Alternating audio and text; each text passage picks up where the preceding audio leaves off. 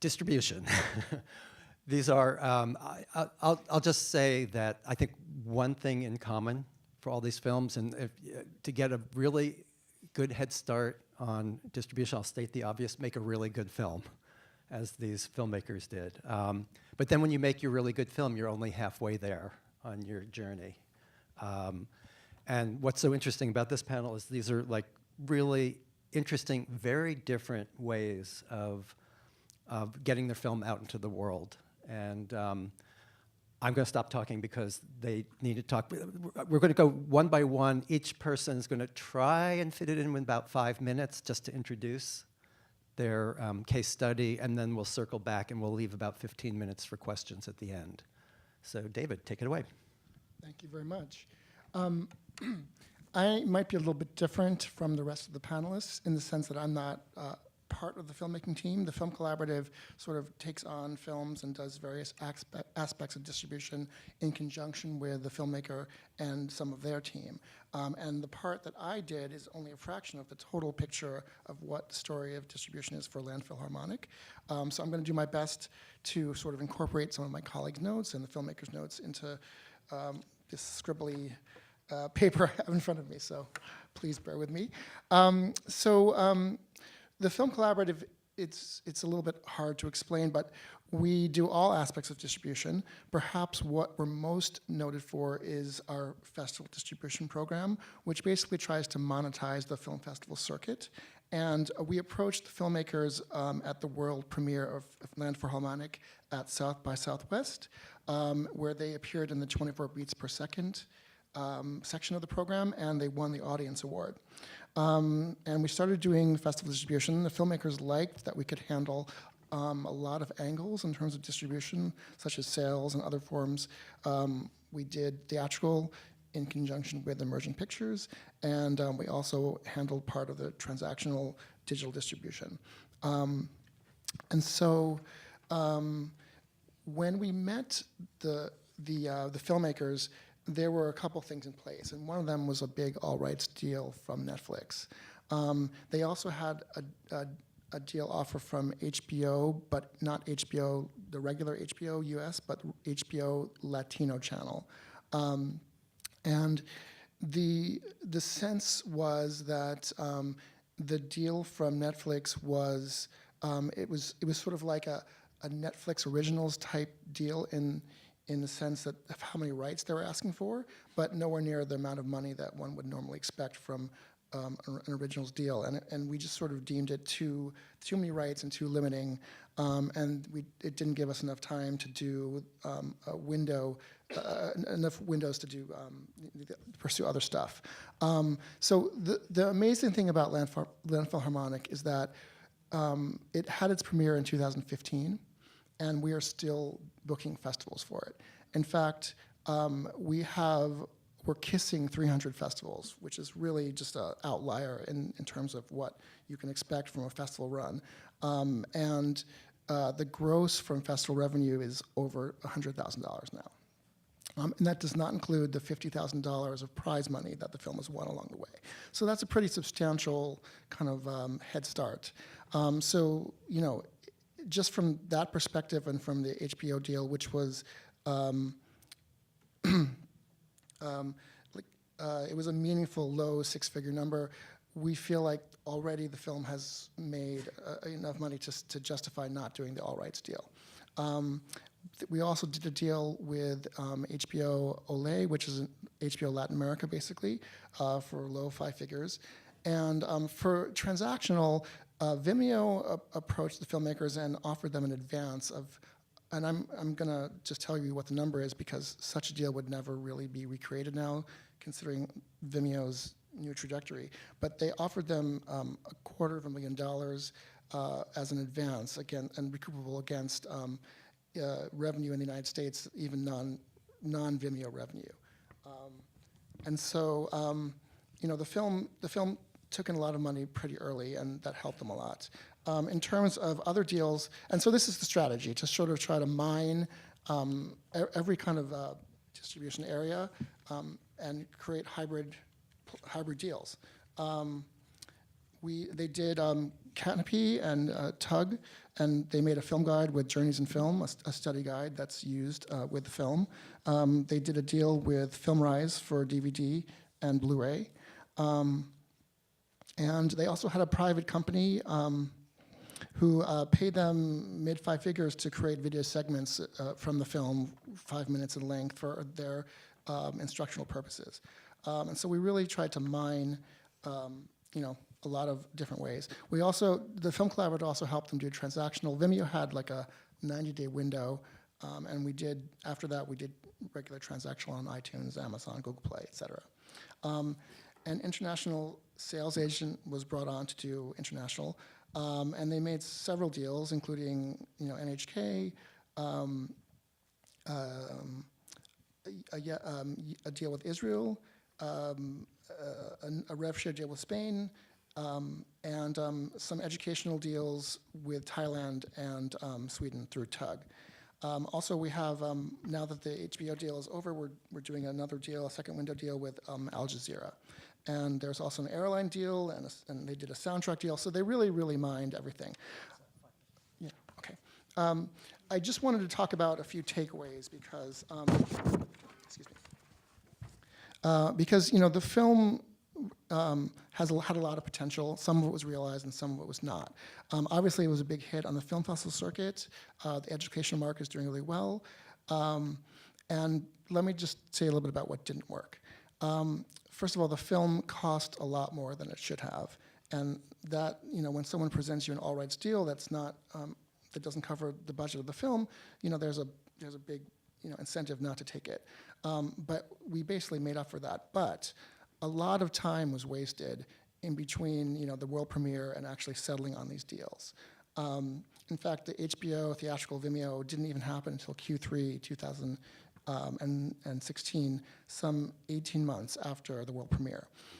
So the big takeaway is you have to have a vision for what your film's potential is going into the market. Because of buzz attrition, and as you can see from the trailer, there was a lot of buzz around the orchestra itself, even as they were filming. So there was a lot of buzz. The actual the orchestra came to South by Southwest. They had a concert. There's a lot of buzz, but you need to sort of drum up the marketplace at your world premiere to get better deals. And our founder and co-executive director Orly Ravid thinks that if they had done the international deals and even some of the domestic deals, earlier on, they would have gotten more attention, more money, et cetera. Let me cut you off here, David, because as you can see, there's a lot. Trying to describe your distribution in 5 minutes is like trying to describe your film in an elevator in 30 seconds. So Gary, your turn.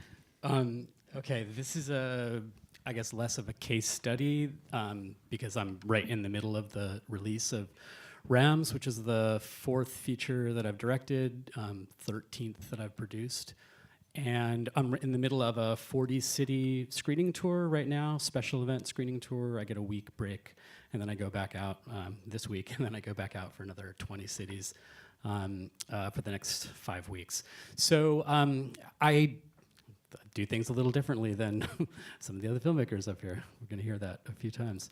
I do it all through my own company. It's all independent.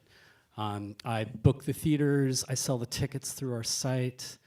I started selling tickets for the premiere of the film 5 months in advance of it being finished. You always get like emails for concerts that are selling. Like I get emails now for concerts that are happening like next summer. So I thought, why? It's the same thing. Why not just start selling tickets in advance for a movie premiere? So we sold out movie premieres in New York and San Francisco and Chicago, 4 or 5 months before the film was finished, and I used that money to finish the film. So I funded it partly through Kickstarter. We did a Kickstarter 2 years ago that raised about $300,000. The rest was just my own money and revenue from my other films, and then, like I said, sometimes the film's momentum needs to start paying for itself. So I put those screenings on sale early. I don't do festivals. I didn't do festivals for this film. I thought about doing TIFF, but then I thought, I can sell 1,000 tickets in Toronto, and why would I leave that money on the table? So I'm not looking for distribution, so I don't care about going to festivals to find distribution because I know how to reach my audience. It's the fourth film that I've done. They're all not in exactly the same audience, but I've rolled the other audiences from my first film, Helvetica, into the other films via social media, via my email list, via all the tickets that I've sold so far on this tour. I've sold maybe 20,000 tickets already at an average of about $20 a head. I also have all those emails because I'm selling them through my own site, so I can go back to them when I'm putting the video out in December. I'll do the video exclusively through my own site for the first month because I can send anybody a digital file. I don't need iTunes to do that. Then I'll go to iTunes and Amazon and SVOD in the January on of next year. Educational market, all that stuff we handle ourselves, or I'll go through Canopy. Some of the I use Quiver, which is one of the kind of aggregation tools that you can get to iTunes and Amazon through, and that sort of flat fee up front, and then no, they don't take a cut afterwards. Works for our films because I know I've got an established audience. I know I can. It's going to be, they're going to earn out that fee pretty quickly. And then I do the same thing for international. I'll do TV deals if it makes sense, but I'll limit the rights. Again, I'm not looking for distribution. I've retained all the rights to all my other films, and every year when a new platform or a new technology comes out, I've got the rights to that catalog. And for me, that's what it's about. Being sustainable as an independent filmmaker is having those films. You can continue to put them out. You'll get the Israeli satellite TV deal for whatever and all these ancillary streams if you control the destiny of the film. So, is that good? Yeah, well, you're very succinct. In fact, I have time for a question. What kinds of films will work with that model? And what kinds of films won't work? Well, any film where you've got a core audience that is either you're part of, in my case, it's design, and I'm part of the audience. I'm making films that I want to watch, and there are other people that want to watch them too. But it could be about French bulldogs or whatever. It's like if there's a passionate audience that cares about your subject that you can reach, music documentaries. I think it's a pretty wide range. It's not just with me, because it's design films. And would you say it was your very initial Kickstarter campaign, obviously very successful, that gave you the email list that you could continue to build on film to film? Yeah, for this film. Well, starting from Helvetica on. Yeah, well, Kickstarter didn't exist when I did Helvetica, but we were pre-selling. When I put the website up for Helvetica, it was 6 months before the film came out, and in that 6 months, we sold like $75,000 of posters and T-shirts. So there was a rabid audience waiting for this film, and all I did was kind of tap into it. I never sent a press release out for Helvetica. It was all just kind of word of mouth, and then I've keep making films that I'm interested in, and the people that like my other films like these films. So, that's all I'm doing is making films that I want to watch. Great, thank you. Alyssa. So it's interesting, Unrest, I think, could have worked with Gary's model in a sense, that we did have a very strong core audience. The director, Jennifer Brea, has a disease called ME, or myalgic encephalomyelitis, and she made a film about her experience in large part for the people in that community and also to communicate outside of that community.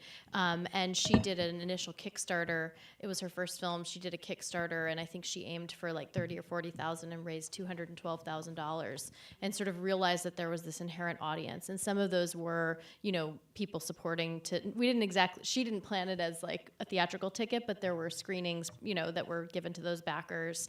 In any case, the film took 5 years to make, though, and the evolution of the creative process and the supporters gathered around the film. And when we had a Sundance premiere, we went into that sort of wanting to maximize the exposure. We wanted to reach that core audience, but there's also a social mission for the film and an impact campaign that was really important to our team. So could we kind of do both of those things? And I think we entered into a grand experiment in a way with the support of the Sundance Institute Creative Distribution Fellowship, which was I guess I should say at the film festival we had sales agents and we sold SVOD rights and a PBS broadcast deal with Independent Lens.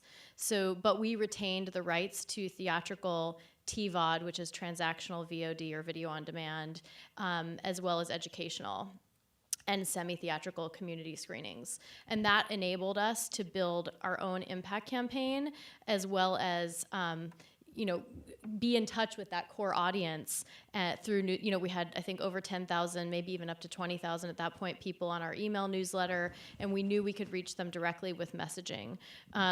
So when we were working with Sundance, one of the first things that we had to do, and me as a producer with my fellow producers, Lindsay Dryden and Trish Gillespie and Jen Brea, the director, was to really figure out the windowing, because our deal with Netflix and PBS, our deals limited some of the windowing contractually that we could do. So how long how far in advance from those premieres could we actually let the film reach theaters, reach community screenings, reach transactional, and what we could charge for those sort of things. So, it's a give and take in exchange for those license fees up front, which we also, some of that we were able to put toward the distribution. We sort of gave up, let's say, or we ended up being limited as far as our windowing for theatrical and transactional and community screenings. But I think we did a really successful,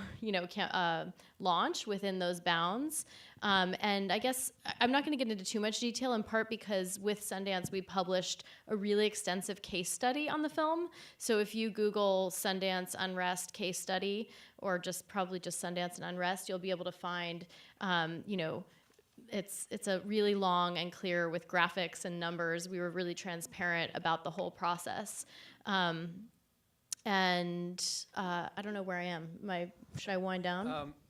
Well, you have about a minute and a half, but Yeah. I'm curious about something. How replicable is the distribution you did without having Sundance support behind you? Was it 2 films got? Yeah, so that year Sundance supported one fiction feature and one our documentary. The fiction feature was Columbus, and they were also tremendously successful. I think they broke $1 million at the box office. And ours, theatrically, we didn't do that, but we had different aims than them. Like I said, our return on investment was defined differently. I think that we did have a fairly robust P&A budget, or which is like the marketing budget for our theatrical and transactional release. We did I forgot to say, we also did a Kickstarter. So in addition to the grant from Sundance, we did another Kickstarter right before we went into our theatrical, both to raise awareness and to raise some more funding, and that one made $160,000. So we had a pool of money to work with. We hired digital marketing consultants, we hired publicists, we hired grassroots screenings, theatrical booker, and we also did an awards campaign. So it was really, I guess, is it replicable? I think if you do have some budget, you can scale it. You can definitely scale certain things, and you can pick which aspects you're going to focus on. If you have a funder who wants to support impact, for example, we had one of our executive producers had a really brilliant idea that would marry impact with theatrical to offer free tickets to medical professionals to attend our theatrical screenings, right? So that increases box office. It's a really great way of reaching a target audience as opposed to a core audience, and also engaging, with your theatrical release. We did online screenings concurrent with theatrical, so we sold tickets to concurrent with theatrical. So imagine you're in the theater now watching the film, and there are also 200 people in New York City region who can buy tickets to online screenings. And part of that was not motivated by financial return. It was motivated by our core audience, many of whom were homebound and bedbound. So we wanted them to be able to participate in the public release of the film. But it also is a model that I think could be replicable. We had to work with theaters on it, but it ended up being successful. Great. Yeah. Thank you. Jim, wrap. Take it away. Forgive me, I'm going to read most of my presentation because I wanted to get as much into a lot of time as possible. My wife and I produced a film called The Singing Revolution. It's the story of how Estonia used singing as a weapon to take down the Soviet Union. They used tactics such as having 25% of the country stand in a field and sing forbidden songs, and they had 90% of the adult population sign a petition saying that they felt the Soviet Union was illegally occupying their country, and no one can put 90% of a population in jail. In the end, we reached 100 North American theatrical markets with 5-week runs in many of those. We were broadcast nationally in public television twice, and we have 10,000 copies of the film in schools with 25 lesson plans, each targeted for specific academic areas. The New York Times compared our film to Casablanca in its review and later cited our film as one of 5 maverick films that were end-running the Hollywood distribution system. I bring that up only because all that happened due to paying serious attention to distribution. It wasn't fun, but it was rewarding. Due to time limitations, I'm going to go over 2 of the key marketing strategies we used to get the film out there. The first involved local radio talk shows. Not the national shows we all perhaps think of first, but shows that play only in one market area. Those shows are easier to get on. We developed a marketing strategy of promising to release the film in any city where 500 people signed up on our website. In order to sign up on our website, we insisted on the provision of a postal code. So for the first 5 minutes of any interview, we talked about Stalin and Gorbachev and singing and Estonia in the film. But then the host would invariably say, "Jim, we understand that if 500 people from Tallahassee sign up on your website that you bring the film to our area. Is that right?" And I would say yes. And then the host would say, "Anyone who can hear my voice, you have to go to singingrevolution.com and sign up to get this film into our market." We found we would get hundreds of sign-ups from each area the day after a radio interview. We then had a built-in local audience, and when we released the film in that market, we could email everybody to remind them of our film without bothering people in other markets because we had their zip codes. The second tactic that worked very well was engaging our core followers. I'm a great believer in the smaller your target audience, the larger your ultimate audience. We defined 4 niche audiences for our film: Baltic people, Latvians, Lithuanians, and Estonians, choirs and choral singers, nonviolent peace activists, and libertarians. I don't have time to explain why each of those was a niche market for us, but they were. We then released our film in adjacent geographies, located one of those groups in each location, and I flew in to make a presentation. For example, we released in Vancouver, Seattle, and Portland on the same week. I will assume that most of you understand the holdover concept for theatrical releases, but for those who don't, I will assume you can infer it from what I'm about to tell you. The film opened on a Friday. I did Vancouver, Portland, and Seattle on Monday, Tuesday, and Wednesday before the open. We typically had 50 to 100 people show up. I would start my presentation by saying, "I know you are here because you want to support us, so I won't waste your time convincing you that our film is good. I want to tell you how you can help us." I had a PowerPoint. I started by explaining how I knew that industry numbers like a $381 million opening weekend for Spider-Man 3 make it seem like there's nothing these people can do to help me. But I would say, no, there's a lot you can do to help me. I explained that while the press cares about the $381 million, the cinema art theater owners care about the per-screen average. Our film will never play on 2,500 screens and therefore will never be taken seriously by many. But if we get a respectable audience on the opening weekend in the few theaters we're in, we'll get noticed by theater owners. I explained how holdovers are based 100% on weekend attendance. Therefore, only Friday, Saturday, Sunday attendance counted for us. Monday attendance meant nothing. I did the math on holdovers for the audience. And in my PowerPoint, I showed how getting just 500 people in the theater over the weekend almost guaranteed a holdover. Getting between under 250, no hope. Between 250 and 500, maybe, depends. So I then said, there are 50 of you in this room. If each of you bring just 4 people to the theater this weekend, that alone will give us 250 people, and that alone gives us a shot at a holdover. I think the strategy was I'd reduced $381 million opening weekend to bringing 4 friends to the film this weekend, and that was doable.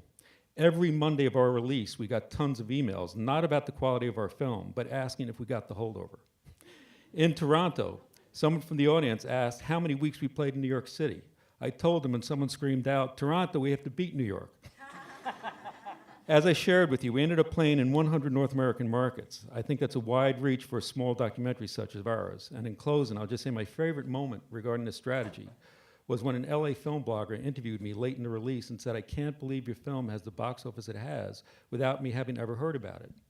My answer was, "Then I know 4 things about you. You're not of Baltic descent. You're not a choir singer. You're not a nonviolent peace activist or a libertarian. Because if you were one of those, we were speaking to you." Thank you all. And Jim, by the way, that was under 5 minutes. You know what? Everyone else was so good about it, I self-censored a minute and a half out of it. Excellent. I'd asked Doug if I could go 6.5, and he said yes, but everyone else was so good. Excellent. couldn't do it. I just got to say, my next film, I'm going after that libertarian market. So as you can see, I mean, really, such creative approaches to distribution.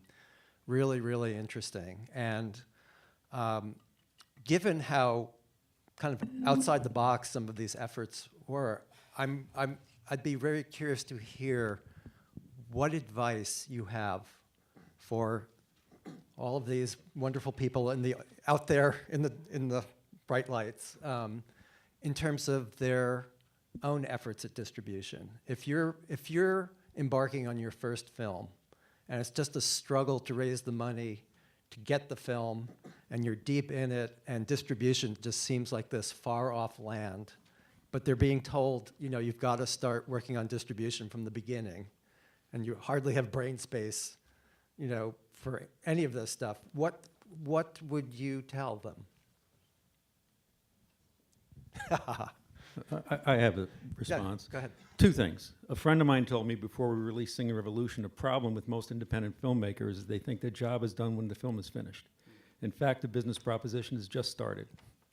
And the second comment I'd make is, let's learn from Hollywood. They spend as much money on promotion and distribution as they do on creating a film.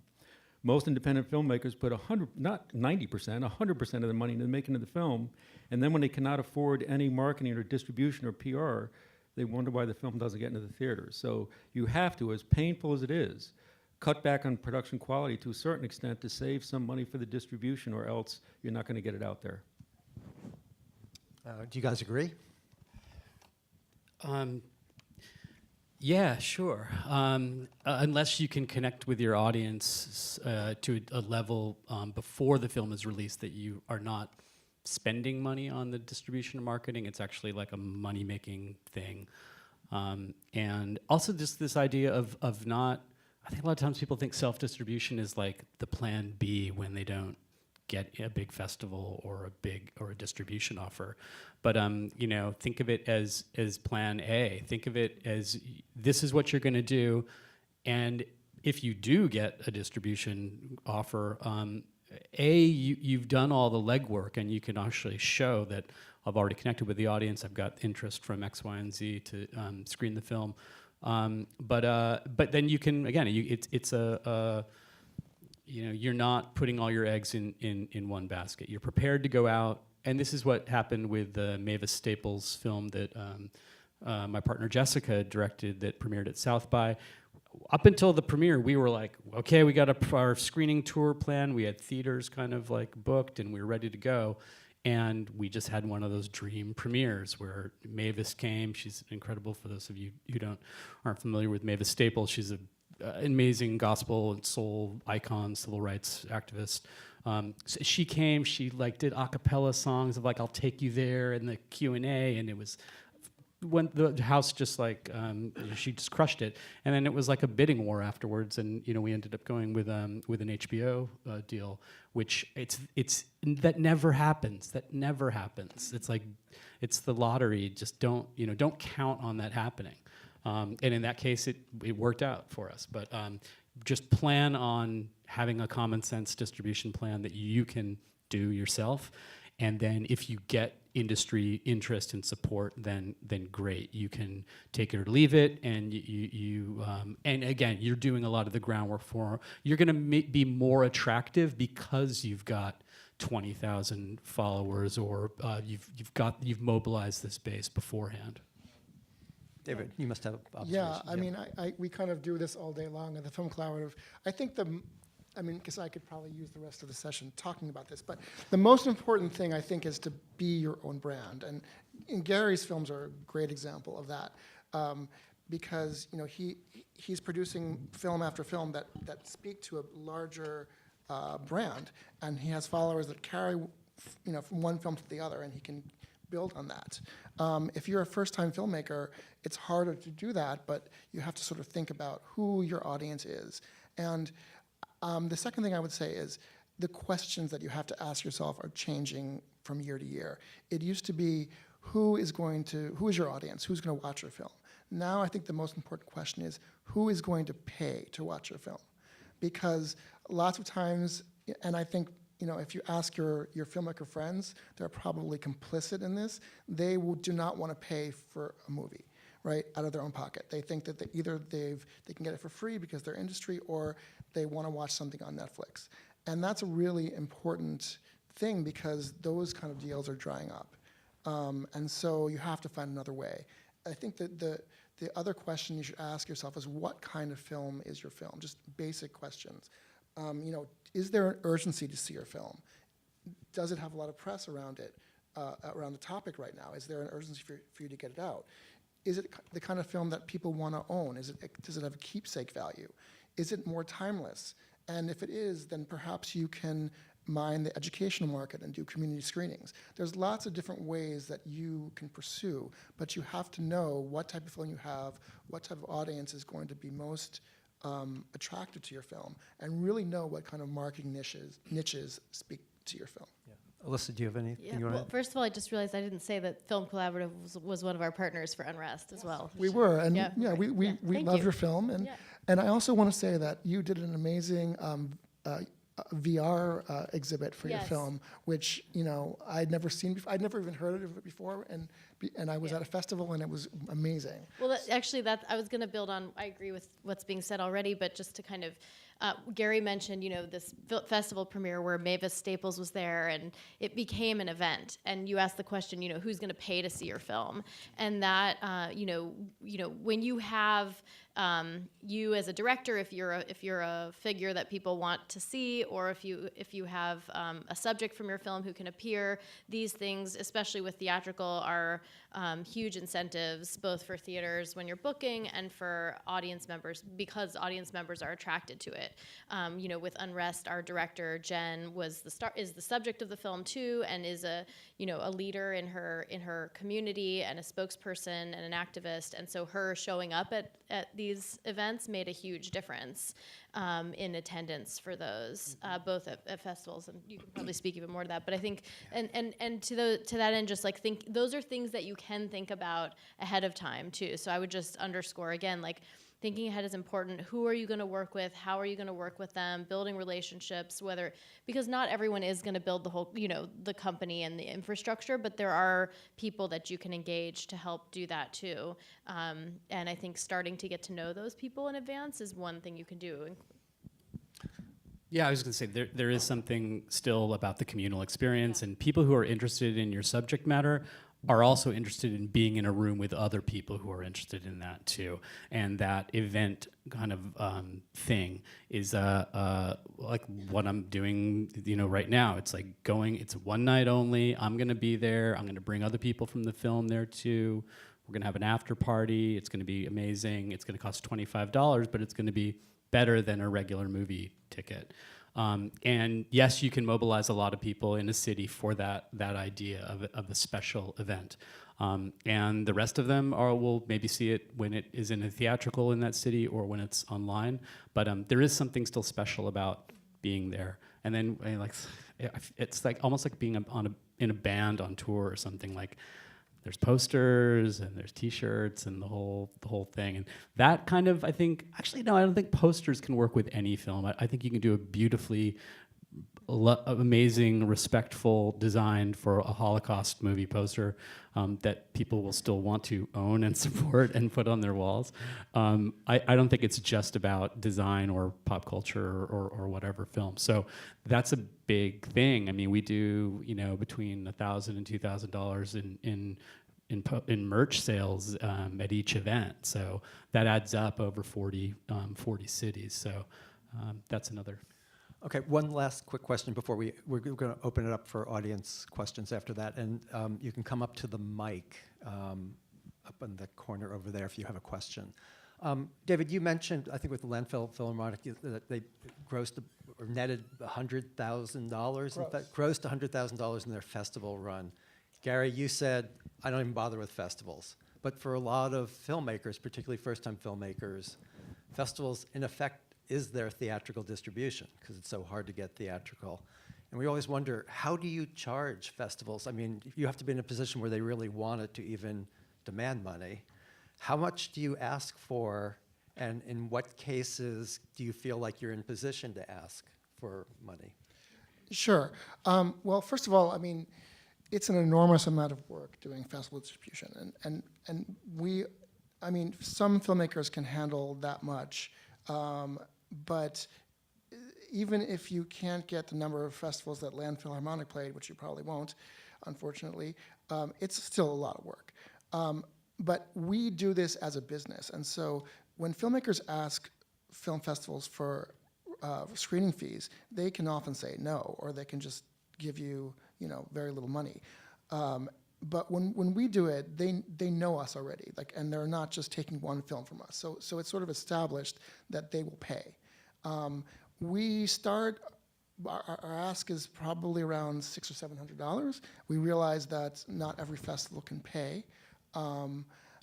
And so, we negotiate down.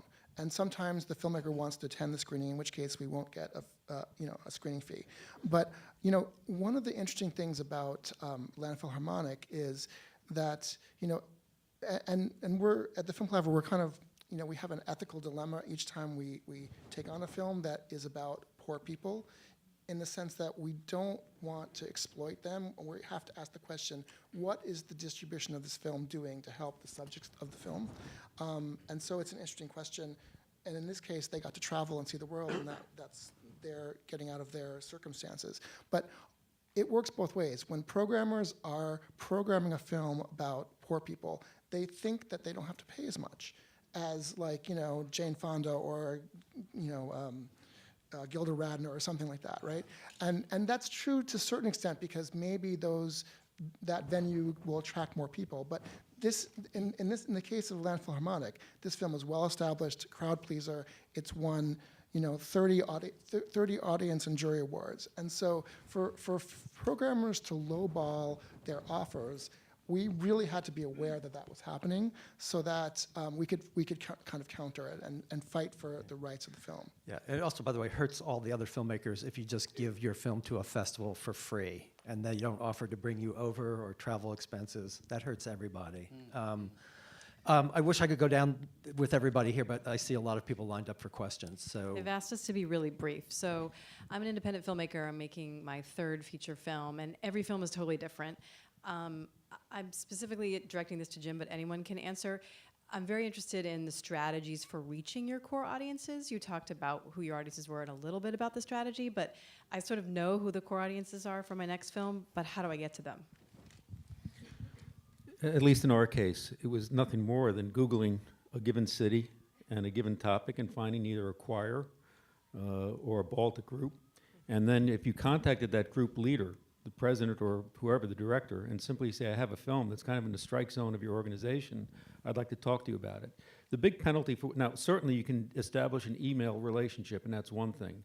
I will say, and I'm sorry to say this, showing up in person makes a huge difference, but that costs money. You need the flight and the hotel and all that. So there's and in some cases we developed relationships strictly online. In other cases, but we tried our best to fly into places, which is why we released the film in adjacent cities all the time, so I could do 2 or 3 cities with one flight.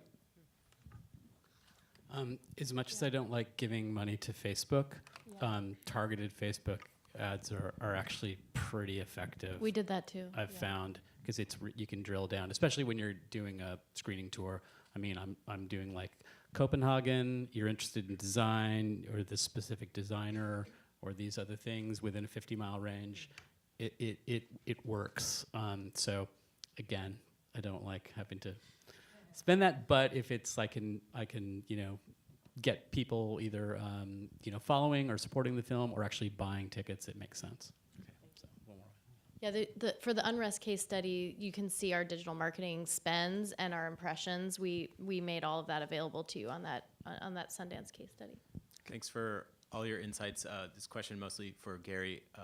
How do you build the team that you're using to manage all of this self-distribution, and how big is it? Could you talk about some of the specifics of the talent that you bring on your team? You hire employees and you pay them salary and healthcare and find work for them to do within. I mean, it's just I have a small team, it's 2 people that kind of are helping with this stuff, and that's it. I mean, I do a lot of it, so, and I don't pay myself, so that's that's part of it. But this is what Doug initially mentioned. I don't see or maybe you mentioned it, I don't see the process ending when the film is done. It's all filmmaking to me. This is filmmaking to me. And going out and doing the screenings and selling posters is filmmaking to me. It all enables what I'm trying to do, which is make the next film. So it's all part of that. But Can also be fun. yeah, no, it is fun. It's you get to go out and talk to people that are interested in the things that you are, or know more about it than you do, and can help you and help the process along. I mean, that's the thing I get out of Kickstarter, is just not a brain trust. Be able to get ideas and support from those people. But it's a small business. It's plain and simple. It's a small business. It's finding people that are interested in what you're doing or have experience doing it, and have been working with me for in some cases over 10 years now. So. Well, I guess that's piggybacking on this question. Thank you. I've done my own for 2 years, self-distribution. It was awesome and very successful, but it's a lot of work. And back to this question, can you talk to the fact that this is not necessarily for everyone? Some filmmakers might not want to or not have the skills, and hiring is part of it. But can you talk about really the day-to-day? For me, it was kind of full-time for 2 years. Can you talk about what went into your campaigns, what people can expect? And also, I'm doing a podcast on this, and I would love to interview all of you. Yeah,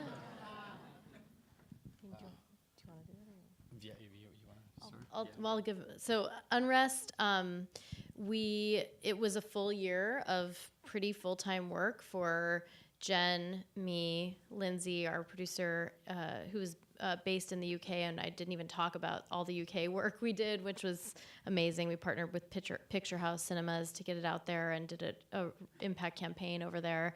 And then we had, I think, 2 associate producers, an impact campaign manager.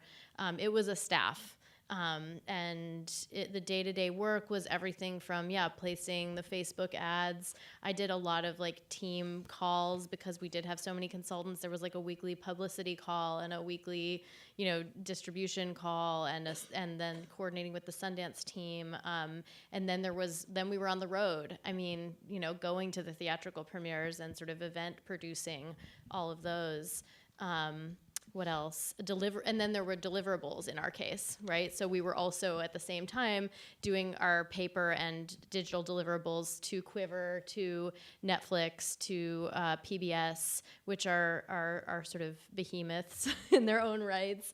But what else? I mean, I think it's doable. I've done it on different scales too, for different films. I produced an indie scripted feature, a micro budget feature, and we just, our P&A budget for that was super low, and we did just a weekend theatrical in New York. So, and for that it was just the producers, and we hired a digital marketing consultant, right? And then our distributor had a publicist, or he kind of worked as the publicist. So you can really scale it, but I think as long as you see these different silos of work, you can manage it. Okay. Yeah, and I would say also just make things as simple as possible for people who are interested in your film in whatever capacity, to not have to email you asking a question about it. Because I think a lot of your time is doing these really micromanaged, I don't understand, I'm in Sheboygan and I want to have a screening for 100 people. Can I, what? And if you just clearly just make it so simple on your website that if you want to have a screening for under 100 people, click here, pay this $225, digital file gets sent to you, you're good.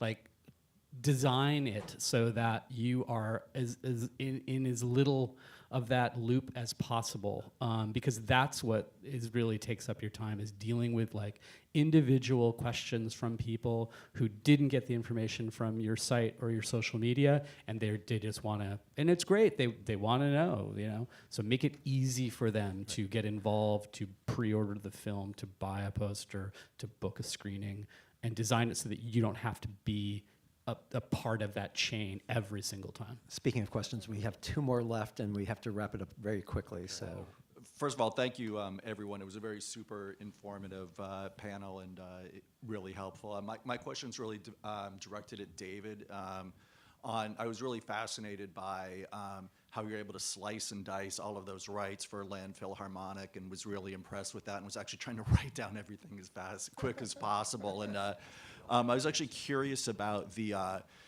kind of like the timing and the timeline of everything, of kind of like what came first. Was it a festival screening, and then the decision into going to HBO Latin America as opposed to Netflix, and all of the, you know, that great press coverage? And just curious if you could just expand a little bit on the timeline and how it all worked out. Right. I've been told we have very little time, but the press was ongoing while they were filming. We didn't really meet the filmmakers until their festival premiere, and we basically took over the festivals from there. And then after that, the deals were being solidified, but they took a very long time. So all this time, the festivals were going on. Thank you. It's a great panel. I have a film, a short that's complete, and while I think it has broader appeal, I think that it would find an educational audience. And I'm wondering if you have any advice for how to sort of target particularly screenings for, you know, educational audiences or conferences. For sure. I mean, is it on Canopy? Are you going to release it through Canopy? So far, I've just started distribution. I'm going to festivals just to get it. Yeah, because I don't know about trying to set up screenings of a short. I don't know. Maybe it depends. I mean, on the subject matter and if you're going to go out and talk and be part of it is one thing. But you know, Canopy does shorts and features to educational market, and you know, can actually, depending on the subject matter and the you know, what you're doing in terms of press, it can be pretty. It can be a good way to get out to the educational market. And also, I was just gonna say, like, my first film was about actually a design film too, but art and architecture in Cuba, and it's still on the educational market after several years. And part of that is because it's programmed at you know, museums, universities, and that kind of thing, and they can come through me or an educational distributor, and you can charge, you know, I would say like similar or even sometimes upwards of what those festival fees were that David's talking about, for especially at the beginning. Like, if your film is not publicly available otherwise, you know, if it's a regional premiere at a certain university or cultural center, you can often, and if you're making appearance, you can often negotiate, you know, fees for that direct to you that are significant. Yeah, that's definitely what I'm thinking about. I would just reach out directly. I mean, I make a spreadsheet, or sometimes there are lists you can buy depending on, you know, if you're going for universities or whatever, you can look for, you know, lists that you can buy online of departmental, you know, contacts. Okay. And then you just have to, it takes time, but you can, if you build an effective list, you can reach people and get those screenings. And I would just say that there's, Canopy's not the only education distributor. There's many that may be better fitted to your short. I don't know. But whatever you do, do not put your film on YouTube. Yeah. Oh, that I won't do.